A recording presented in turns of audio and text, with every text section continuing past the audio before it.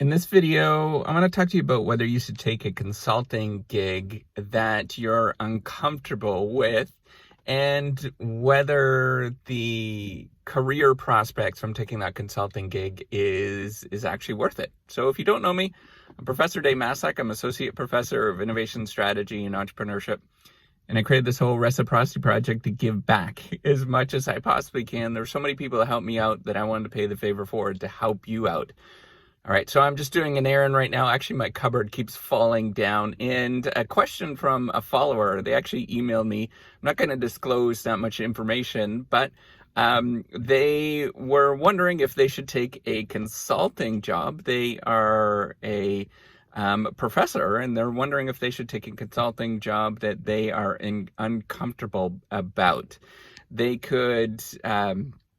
They could have an impact in some political action. And this happens a lot, I think, for most of us, where we are faced with the opportunity to do something where we're maybe uncomfortable about, and it could potentially earn us some money with the thing that we're uncomfortable about. So whether it is working for a political party or working for some process that is related to the military, for example, whether we work on a project that could be construed in a certain way. So, for example, perhaps you're working on something in a scientific community that is related to, related to some very topical taboo topic that's going on at this moment. And there's lots of those kind of things. And so we're really faced with these decisions on a regular basis. And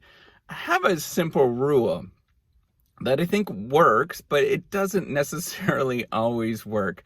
But the simple rule is, so imagine that you have kids and you're going to have a conversation with your kids in the future when they're older. And imagine that you have to tell them everything that you possibly have done, and they can ask questions about that thing.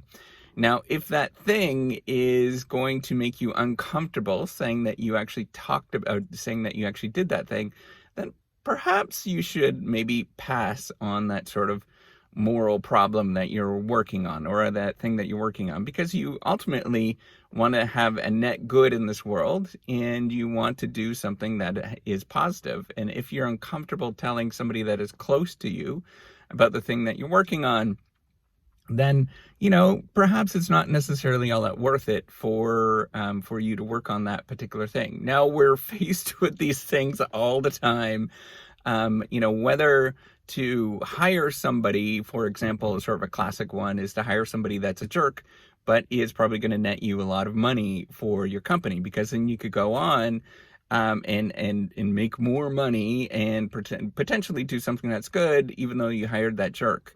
And so I think, from my basic judgment of this is that the cultural aspects and the implications of doing those things often are much larger than the actual act itself, because it sort of lends you to go into sort of morally uncomfortable things in the future, because you could sort of bleed into, or you get what is called a normalization of deviance, where you start thinking about, well, if I did that thing, I could do that thing as well. And it becomes easier and easier and easier to do deviant things.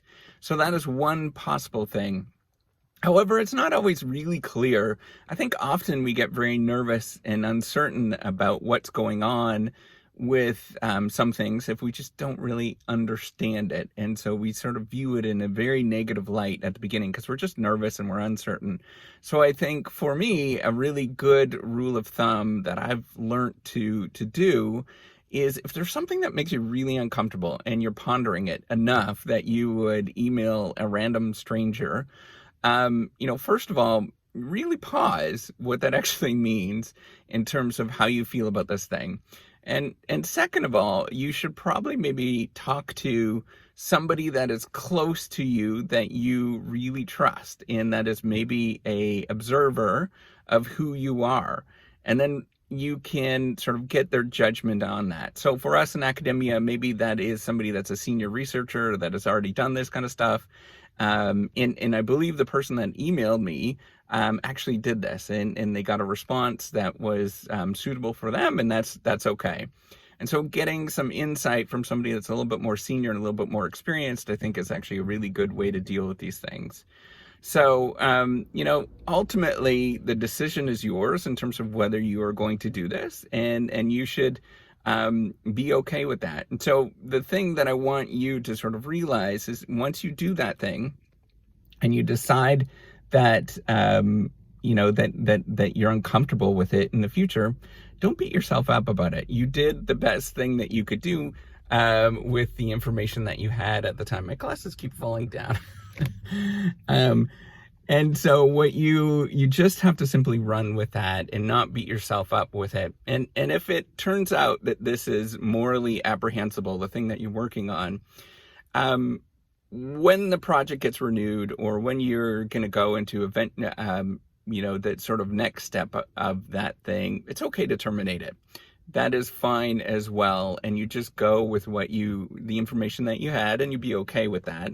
And then once you find out that you're uncomfortable with it, you can terminate that relationship. You do your contractual obligation, whatever that looks like. And then after that, you just simply terminate that relationship, and you say, this is just not working out. It makes me really uncomfortable. And you don't proceed going forward. And so that's how I would handle it. But I would really think twice if I have reserves where I'm not necessarily just really excited about that thing, and that there are reserves there. Perhaps that there is something else that you can possibly be doing with your time that would net more value. Ultimately, making more money, having more prestige, it really doesn't matter in this world. What matters is that you are okay with you, and you're happy with what you have, and you can live comfortably with whatever it is that you're just fine with who you are. And if you could do that, and you can look yourself in the eye, and you can look your kids in the eye when they start asking you about all the different things that you've done in the future, then you're okay. So that's what I would do and sort of think about with this problem. I know it's a tricky thing that we all have to deal with from time to time, but really use your moral compass. Use that. What I've learned is that whenever I feel uncomfortable, whenever there's that weird gut feeling where I'm like, I don't know about that, it means it's a no-go for me. The more that I've sort of grown, the more I've realized it's no-go, and there's more opportunities, there's more people, there's more things that you could sort of do in the future that would make you a little bit more excited. So with that, if you're looking for opportunities at this moment, I would keep possibly looking. There might be more opportunities in the future that will jump your way that you could be a little bit more excited about. So if it is working on a project that has political or maybe military implications or something along those lines, and you're not comfortable with it, then reach out to other companies that might be suitable with what you're working on, right? So reach out to 30 different companies, 40 different companies that are doing things that are more suitable with what you're doing, and say, hey, I'm good at this thing, this particular sort of skill. Do you have any projects that you might be interested in working on? If that's what you want to do. So with that, give me a thumbs up, and to the person that is dealing with this moral dilemma at this moment, you're not a bad person if you choose one way or the other. Just know that, and it's the information that you're going with at this moment, and you just run with it. And then make sure you don't have to write comments, because I know it's somewhat anonymous. Just go do something nice for somebody. And if this video has helped anybody else, leave some comments if you want to, and then just go do something nice, and just be a decent human being. All right, take care and have a wonderful day. Bye.